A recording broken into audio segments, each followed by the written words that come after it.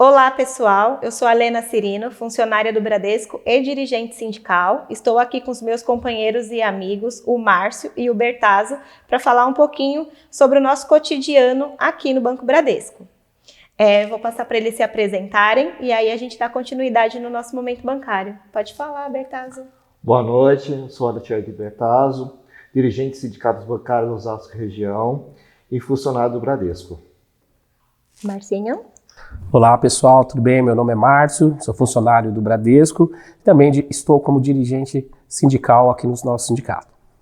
Meninos, 100 anos de sindicato, né? Não tem sido fácil aí a nossa luta por democracia e direitos em busca das nossas conquistas e a nossa disputa para conquistar direitos, para conquistar a democracia tem sido constante, mas também as reclamações e as insatisfações têm sido presentes, né? Temos visto que muitas agências foram fechadas.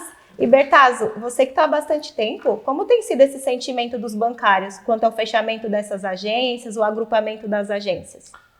Bom, Helena, em relação ao sentimento que vem acontecendo com os bancários Bradesco, é de muita apreensão e medo. Bom, o banco alega que é uma reestruturação, né, de otimização de atendimento para a população. Quando você fecha uma agência, né, que sendo incorporada, esses funcionários vão e não sabem se eles vão estar nessa agência, há uma incerteza, porque não sabe se vai estar incorporado naquela mesma função ou aquele mesmo cargo. Vou dar um exemplo, gerente geral. Vai ter 2 gerentes gerais na mesma agência?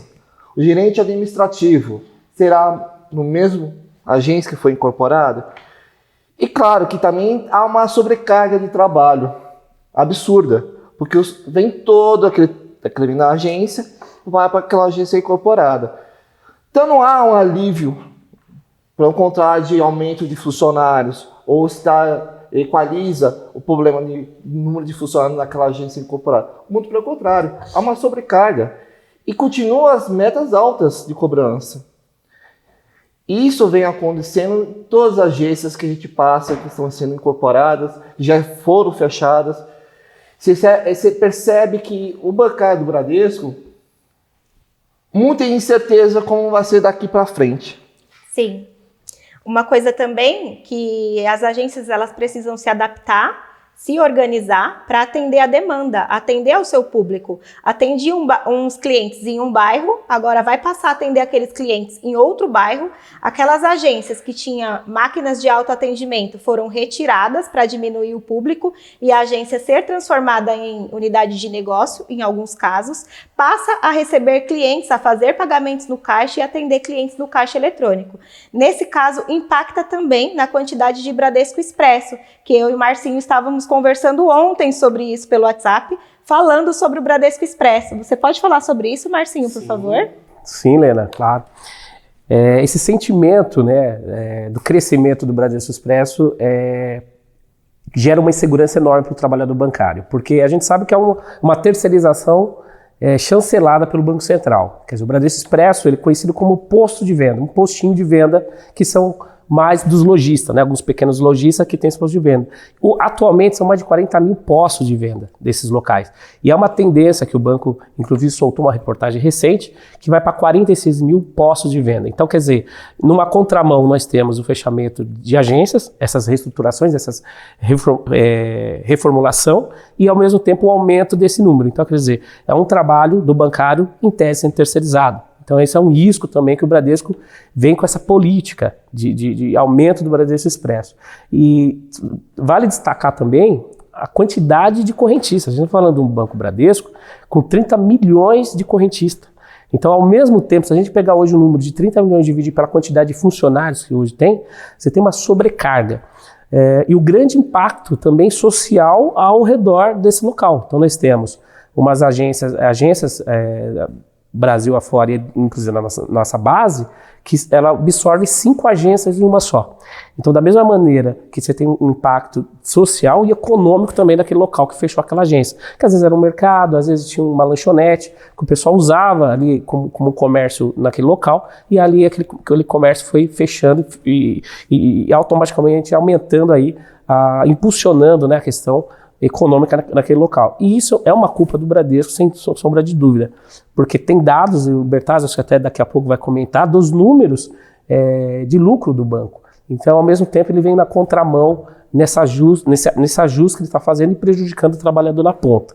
E vale salientar também que essa mesma agência que tem essa incorporação, ela demora até dentro do trabalho há 4 meses para se adequar, porque são mudanças de conta, às vezes o cliente ele não sabe que a conta dele está sendo fechada, ele tem que se deslocar, cria um transtorno para o trabalhador também, bancário, e para o cliente também, que às vezes ele abriu uma conta, quer ser atendido próximo do seu local e não tem. E é interessante também que o banco ele usa às vezes uma significativa que a importância do posto de atendimento como o Bradesco Expresso, mas só que em pequenos municípios. A gente está falando de São Paulo, da zona leste, a norte, sul, oeste. A gente não está falando numa cidadezinha que às vezes não tem nenhum banco numa estrutura. Estamos falando do Brasil inteiro. Brasil inteiro, exatamente. Então esse é um impacto muito ruim que o Bradesco vem apresentando e temos que cobrar ele cada vez mais. Acho que está dado um pouco o recado, nós vamos continuar nosso papo para cobrar cada vez mais o banco. Semana passada, eu e o Bertazzo estávamos visitando uma região, uma de nossas micros, e estávamos conversando sobre isso também, até pela rotatividade de funcionários, porque o funcionário já está no banco há bastante tempo, conhece as regras da LGPD, conhece os procedimentos bancários, conhece o sistema do banco, e aí o banco terceiriza o trabalho, contrata outras pessoas para ganhar um salário menor, e aí lá vai as informações do seu correntista para um terceiro que já não trabalha no banco, não conhecia o sistema anterior do banco, e aí a gente fica com as informações não vulneráveis, mas vai passando, e também tem a rotatividade daquele terceirizado que não se adaptou, ou foi contratado de forma temporária,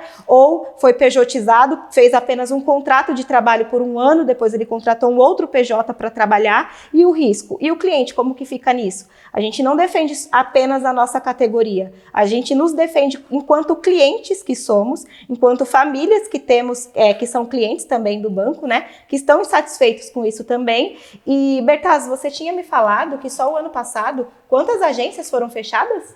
Então, Helena, o impacto do fechamento de agências, o banco já vem com esse processo. A gente percebe que em 2022 foram 83 agências. Muitas agências. 91 unidades de negócio.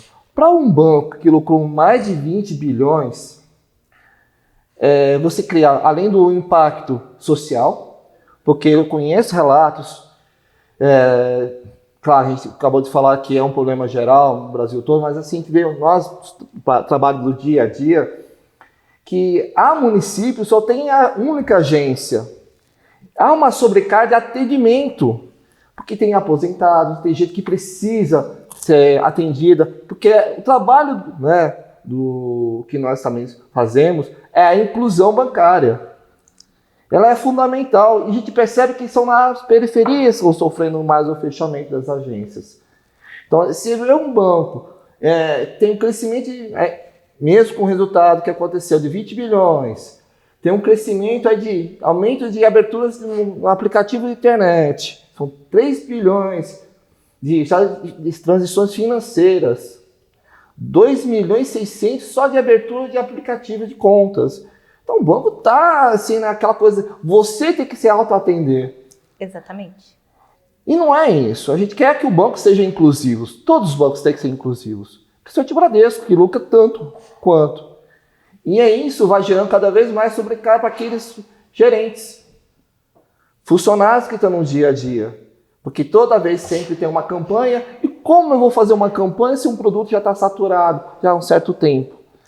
Então essa é a nossa preocupação com o sindicato, não é só pensando que o banco tem condições. Nós estamos preocupados com os funcionários, com os clientes, porque ele tem que ser valorizado, tem que ser respeitado.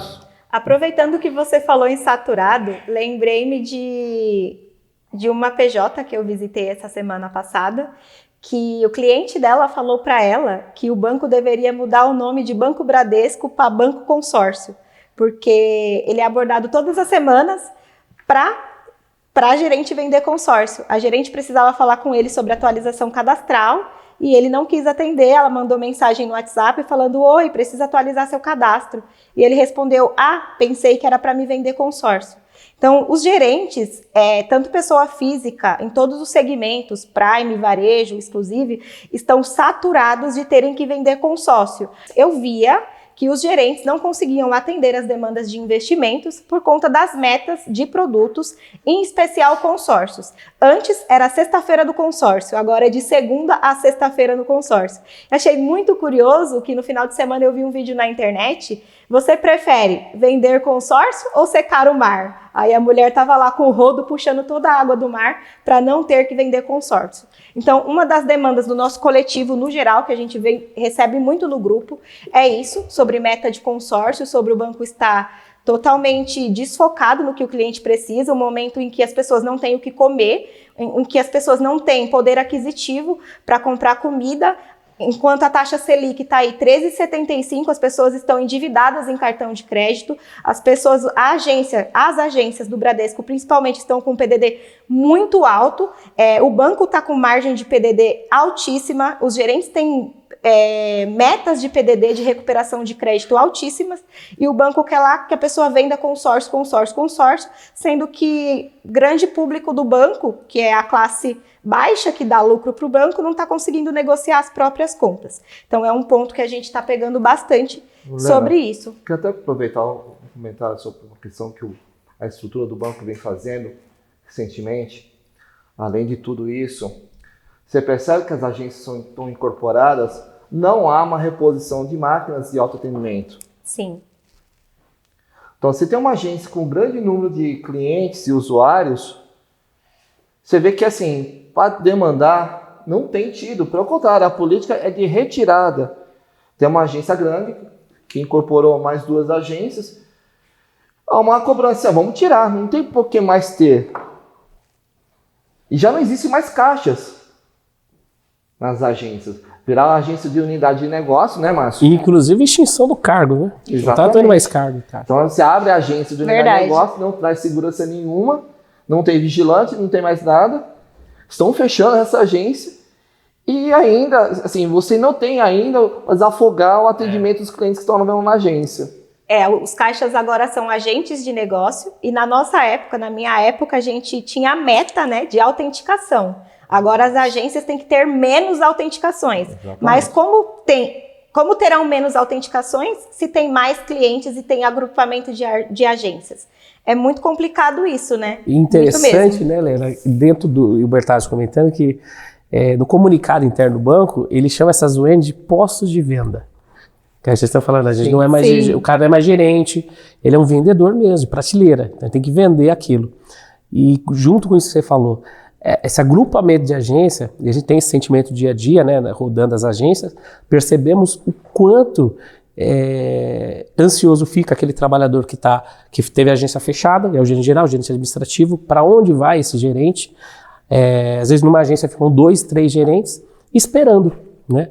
Então a gente tem esse receio também o que o banco pode acontecer daqui para frente, que é a demissão desses trabalhadores, infelizmente. Parece um vendedor de loja de sapato, né? Esperando que entrar para rodar a vez de quem vai vender primeiro. Exatamente. E uma das queixas que a gente recebe bastante é que o agente de negócios, ele é promovido a agente de negócios, ele recebe um título como promoção e não recebe aumento de salário.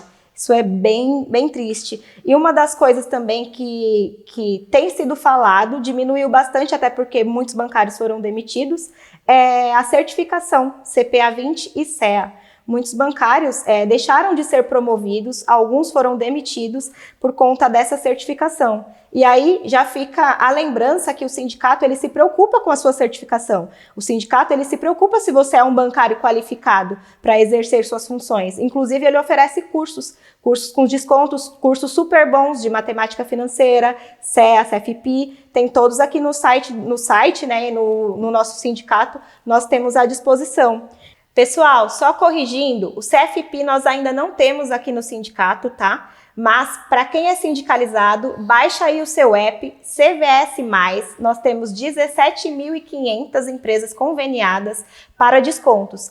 Tem desconto para a escola do seu filho, para academia, para cursos de idiomas, para faculdades. Quem sabe já não tenha um curso de CFP aí para você, enquanto a gente não tem aqui no sindicato.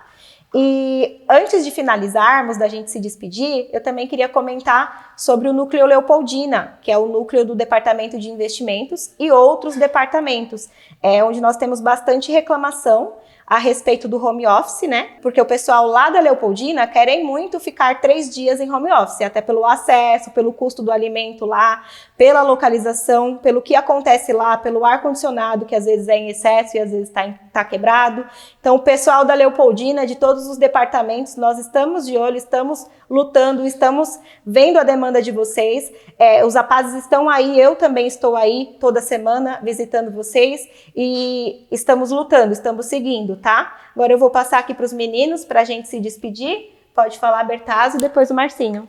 Bom, para terminar o nosso momento bancário, também quero falar, seja sócio bancário do Bradesco, seja sócio, fortaleça a nossa luta. Por favor, se tiver qualquer denúncia, se tiver problema, procure o dirigente que vai na sua agência, no departamento.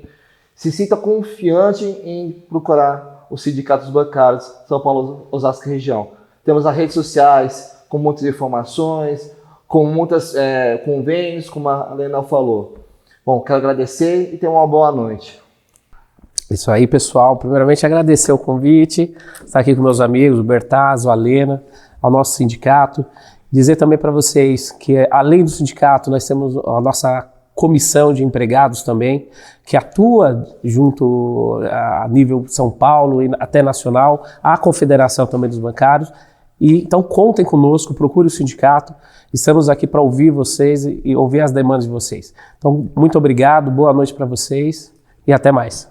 E é isso, pessoal. Estamos finalizando mais um Momento Bancário. Me sigam lá nas redes, @bancariaintensa, no Twitter, Facebook e Instagram. Sigam SP Bancários também. Se sindicalizem, fortaleçam a nossa luta, granjeiem bônus para vocês. E é isso aí. Tamo junto. Só a luta nos garante. Obrigada.